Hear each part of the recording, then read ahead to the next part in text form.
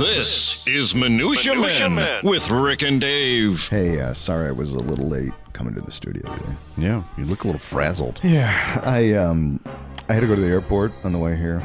Did you? Yeah, I had to make sure that Taylor Swift woman Get the hell out of got town. on the plane. Okay, that woman is a total pain in the ass. I'm going to be honest with you, and I never even dated her. Yeah, I didn't know she was in town. They should have publicized that. Oh my God. I bet I lost like 10 hours of sleep this weekend because of that woman. You know, Lila, so on like Tuesday last week, got a text from Ticketmaster or whatever that she was a verified. So months ago, this could have been in 1942.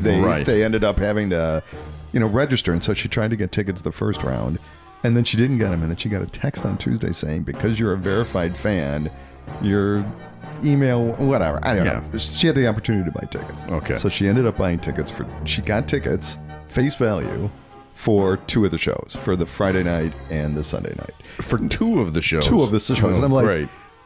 Sell them. That's like 10 flipping grand. Gold mine. That's 10 grand. Of course she didn't. Yeah. So she went with Julia on Friday. Okay, and then I had to pick them up from the red line. Going to Soldier Field sucks.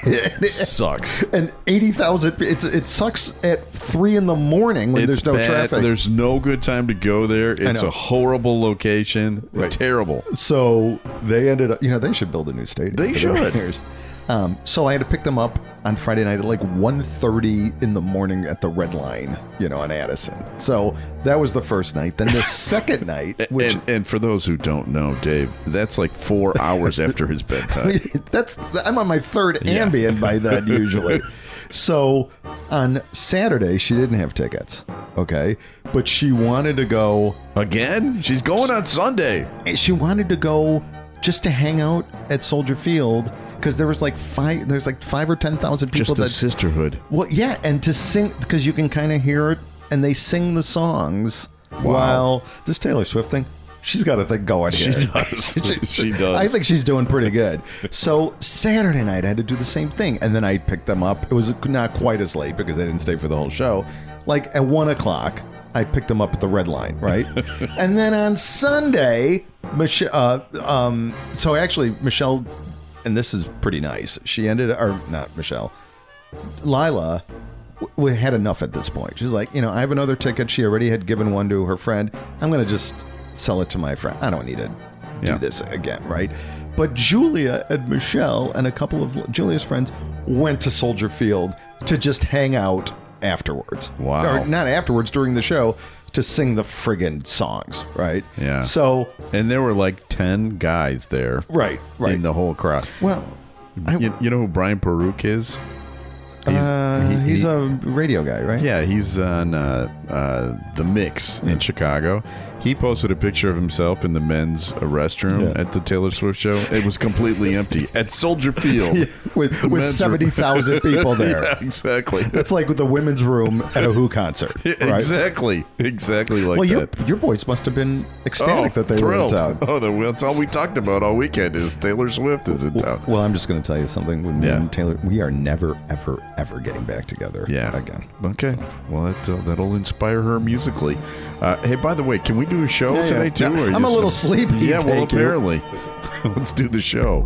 The following is a Tony Lasano podcast, an Opie production on the Radio Misfits Podcast Network. This is Minutia Men with Rick and Dave. So, as I was driving, because I actually dropped them off near Soldier Field. We got there late enough that it wasn't that big of a deal because they weren't going to the show.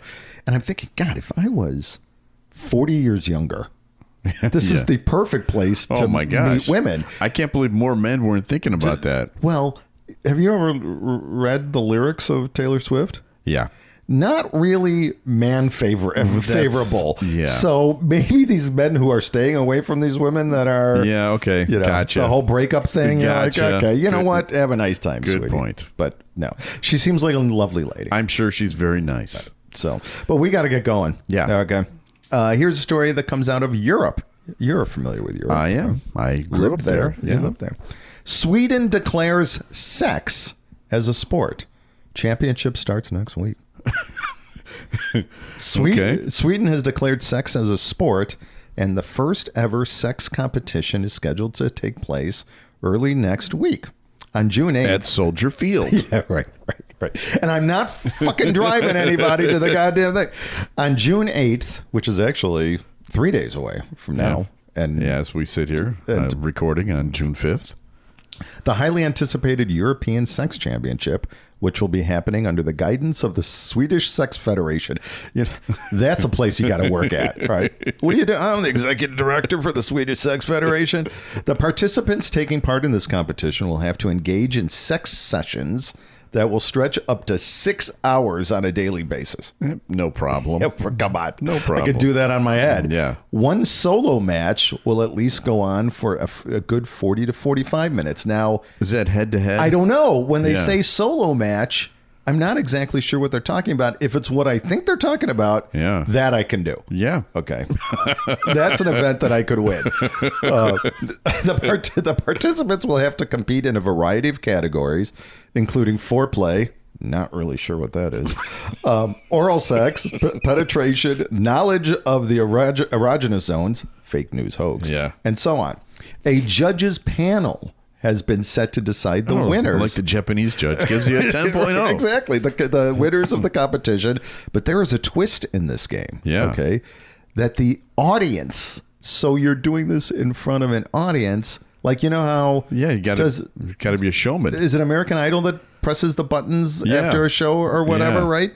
You got to be a showman. Do a little Sammy Davis Jr. thing and you'll be great. The audience present at these matches will also be able to, weigh in on the decision. Wow. So there's a lot of things at play here. If you want to win the sex competition, you got to do these whatever things that they're talking about here. And you have to please not only your partner, but the audience and the judges. Come on. What about me? That's a lot. They go on and say that the participants should be well versed with the Kama Sutra. Okay. I don't know. That's a book, I guess. And the rules and sexual artistry that it speaks about. So this is going on. Actually, by the time people are listening to the show, wow, the opening ceremonies would have already been done, possibly. Luckily, I found a list of events for our age groups.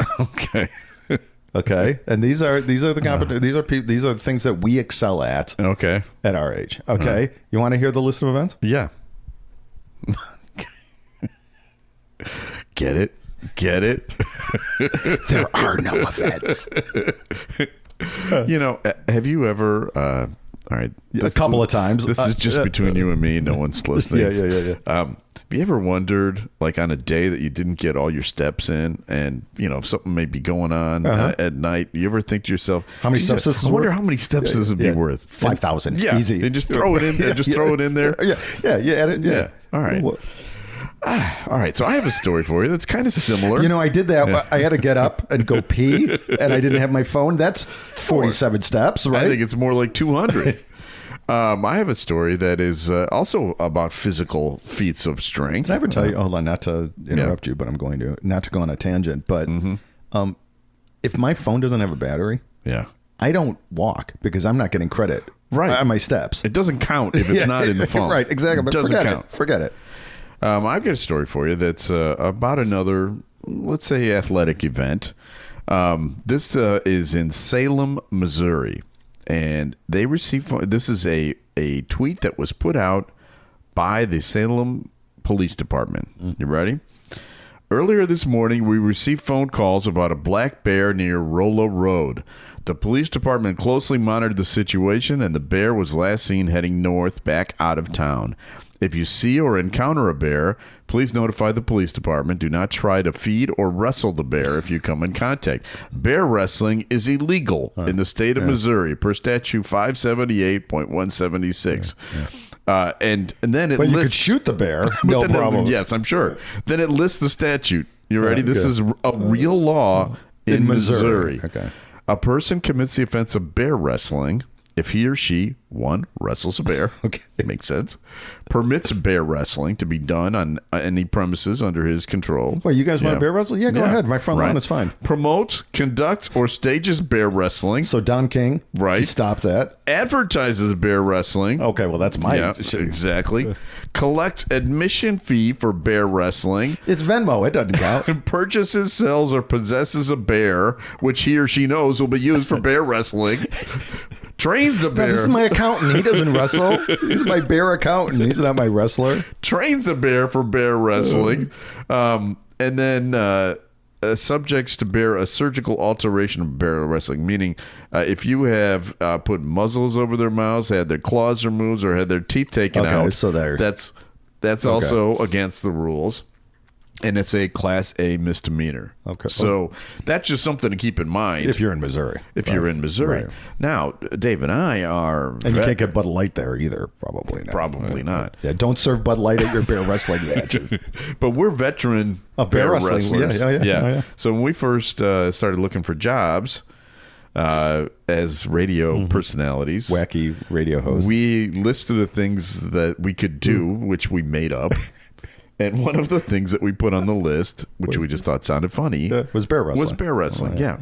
Now, it was years later. Now, luckily, we didn't try for jobs. Right. And we didn't get jobs either. Well, maybe this is why. Like, if we were applying in Missouri. Oh, I know. Right. Is it KMOX?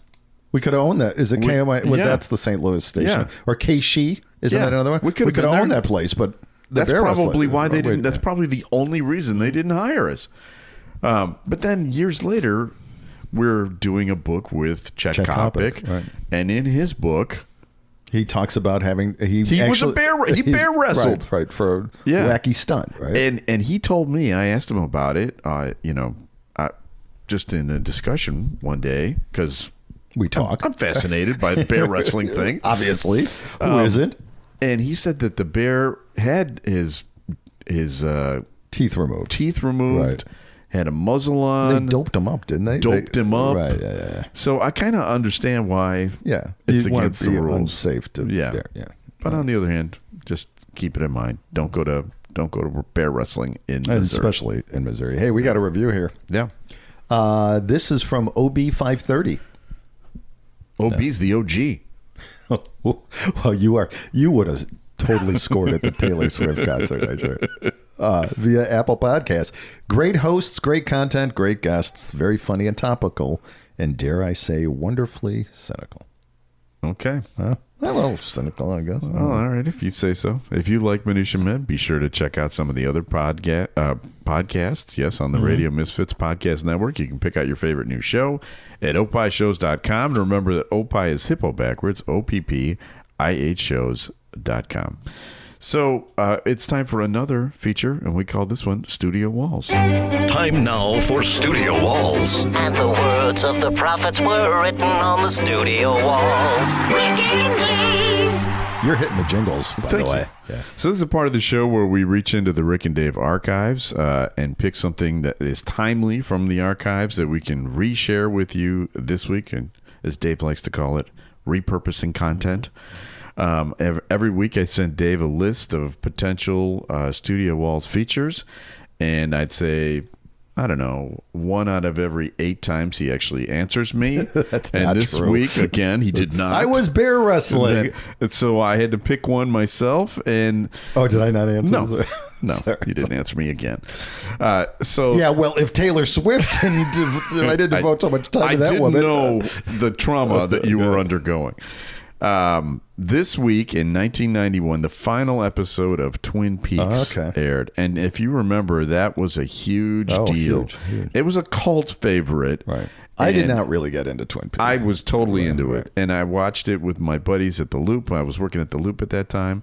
And Bob Stroud, who was a good friend of mine, invited me over to his house along with a bunch of the other people that worked there. And we watched the show together. But something happened that night, and we had Bob on as a guest on the Minutia Men Celebrity Interview not too long ago, and I got a chance to tell him that story, And since we've not played that story here, I thought we'd play it now. Well, I wanted to tell you a story that I don't think I've ever told you before. I haven't confessed this to you, but it's one of the most embarrassing things that ever happened to me, and it happened in your condo. Would you like to hear it? Really? Yeah. I don't know if you remember this, but do you really want to hear this? Yeah. In the late 80s.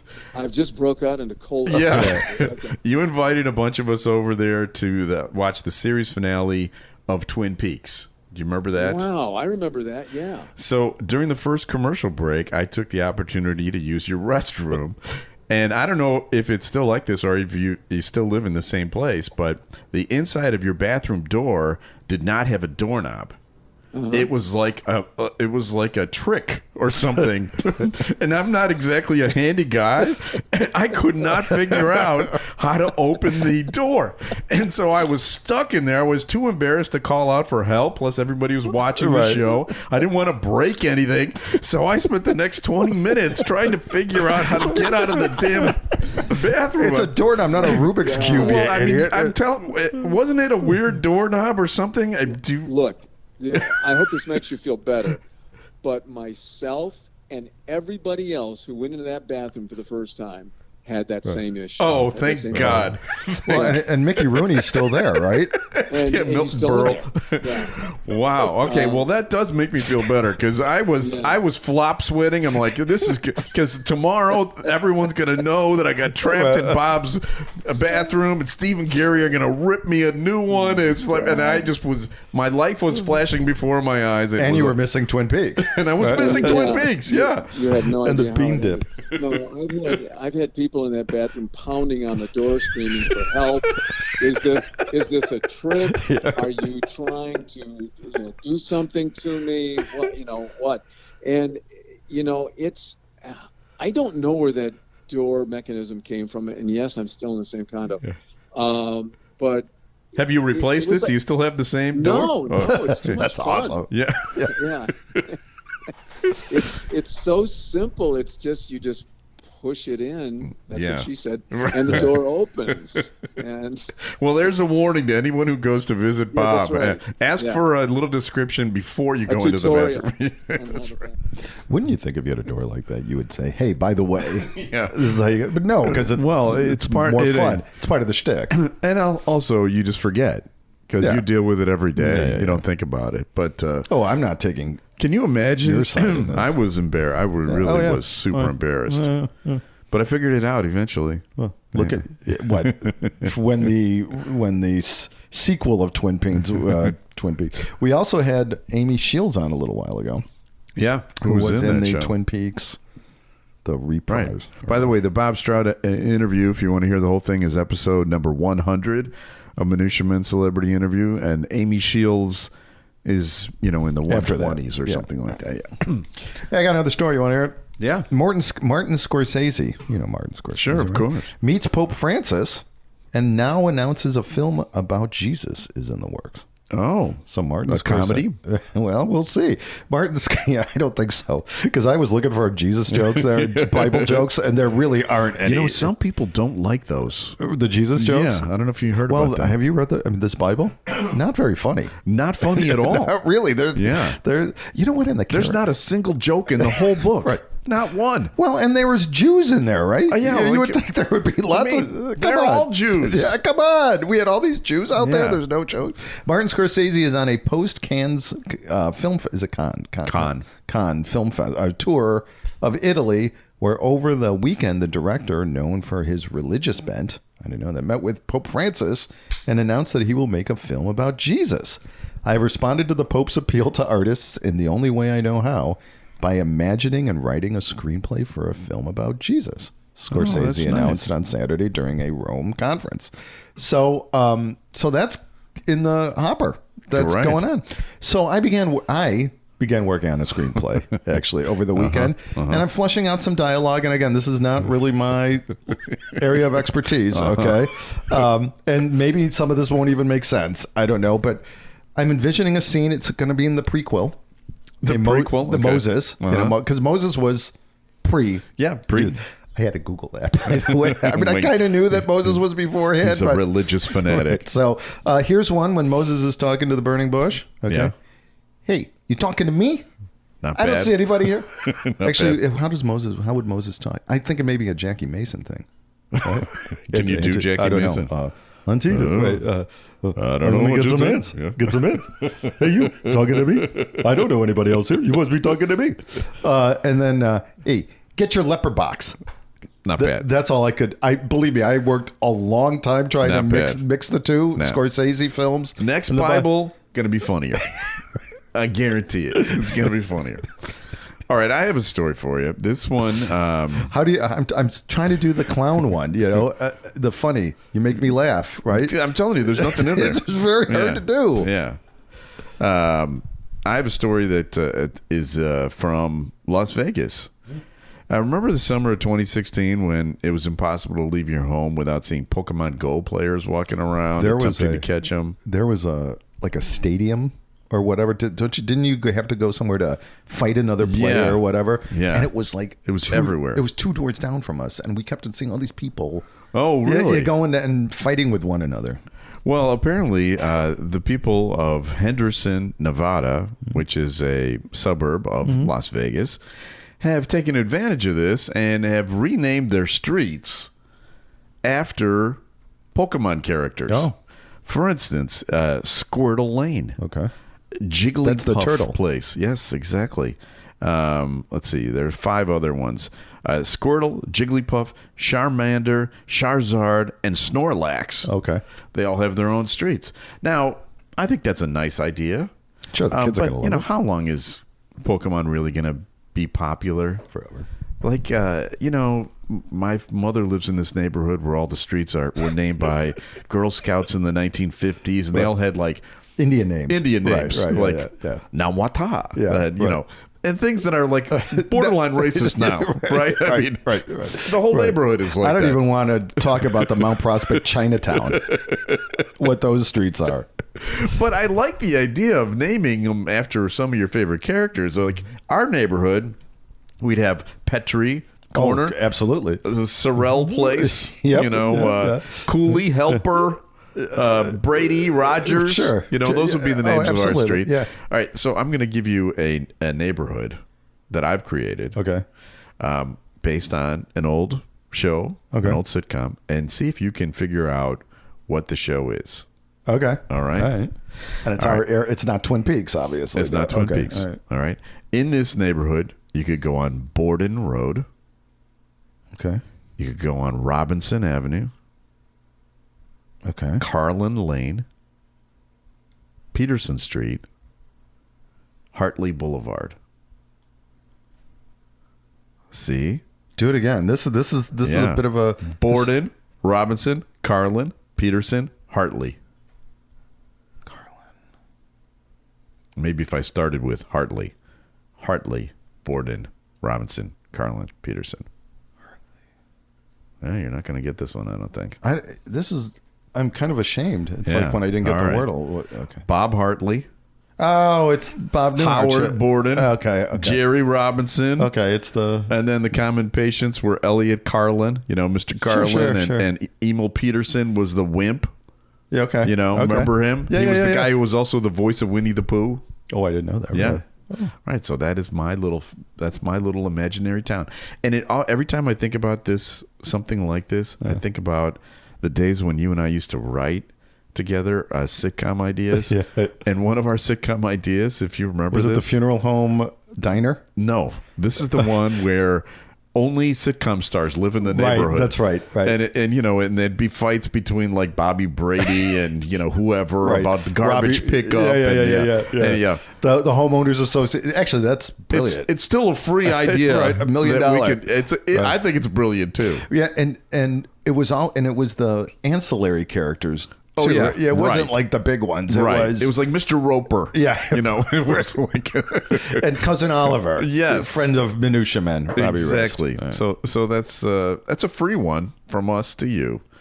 If you want to, if you're a big Hollywood producer and there's a writer strike Like going on the right dentist now. Jerry Helper. Yeah. Right. Exactly. Exactly. All right, time for another feature. A random name pulled out of Rick's bowl of brushes with celebrities. Mixture, collection, selection, assemblage, medley, assortment, variety. Time now for Celebrity Potpourri with Rick and Dave. Hey, Rick, can you run down and get me a leg of lamb from Sam the Butcher? Exactly. That's what I'm talking about. It'd be a fun show. They're all dead. We're going to have to Well, find we'd have to be a little more contemporary because we're old. Yeah, you know, and we're talking about shows from our childhood, which means the people in those shows are even older. Yeah. All right, here's this is the part of the show where we read emails from our listeners that there are usually about celebrity brushes with celebrity, and this is another one of these. It's from Joel. Did you guys meet anyone in college who became famous later? He asks. Think about that while I read the rest of this. I went to school at University of California, San Diego, and a girl that was in a few of my communications classes was a friendly, short, pretty, and slightly awkward Jewish girl named Milana. Okay. You might not know her name, but you know her face and probably a few other things of hers. She plays Lily in the AT&T ads. Oh, she... Yeah. I didn't even know her last name in college, but I recognized her immediately when I saw the ads. I only talked to her a few times in class, and I never dated her, but I distinctly remember her 5-minute persuasive speech about clean water. Or was it abortion rights? Not sure about the topic because I was paying attention to something else. Yeah. Well, you know that the actress now only gets shot from the neck up, I think, or there was an issue, if I remember correctly. Oh, that I didn't know that. She's amply endowed. She has a bounty. Yeah, right. And Yes. but I think that it became a problem because there was too many. Too distracting. Well, and too many medical. Well, they're not hearing the messages about AT&T. Right. Everyone says, well, "What'd you think of that commercial?" I Yeah. I think I've been in a lot of focus groups, and that's exactly what happened. But I think, and maybe I'm wrong, that when you see her commercials now, they're kind of, I don't know if they're hidden. Okay. But they're somehow, I think she's wearing clothes that All right. perhaps aren't accentuating. Okay. Would you call it the bounty? Her bounty. Yes, exactly. Well, that's good. Now, as far as famous people, well, we went to school with Drew Griffin, the late Drew Griffin. That's true. From CNN. Dane Placco. Yeah. Channel 32. Yeah. Andy Richter was there when we were there. I don't think I knew him. I didn't know him either, but our friend Lene knew him. Right. And so there's somebody. I can't really think of anybody else who became famous. Nick Offerman was a few years younger than us, I think. Yeah, I think so. I'm even thinking athletes. Were there any? I mean, I lived on the dorm floor with Derek Harper. Yeah. But not really. Okay. I don't think so. All right. Well, anyway, we have people to thank. We extend our gratitude and appreciation to executive producer Tony Lasana with opishows.com. Opie is hippo backwards, OPPIH shows.com. We're distributed by Ed Silla with Radio Misfits. Great Talk Radio isn't dead. It just moved to a better place. RadioMisfits.com.